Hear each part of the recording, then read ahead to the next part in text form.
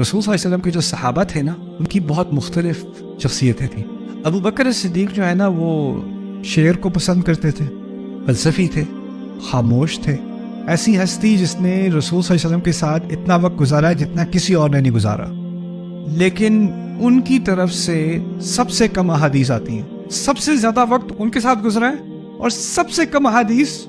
ان سے آ رہی ہیں۔ وہ بولتے ہی نہیں ہیں، وہ خاموش آدمی ہیں، وہ سوچنے والے آدمی ہیں۔ اس طرح سے کہہ لیں کہ وہ ایک اس وقت وہ سیج بھی ہیں، فلاسفر بھی ہیں،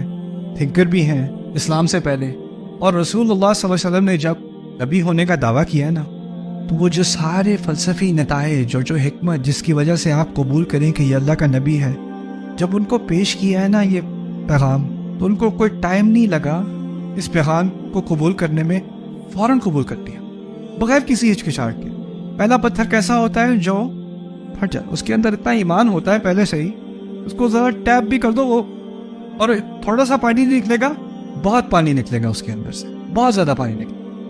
اس کی مثال اس طرح کی ہے جیسے ابو بکر صدیق یا سلمان الفارسی، ایسے لوگ جن میں ایمان کی حرارت تھی، دنیا کی چیزوں میں ان کو دلچسپی نہیں تھی، وہ اس سفر میں نکلے۔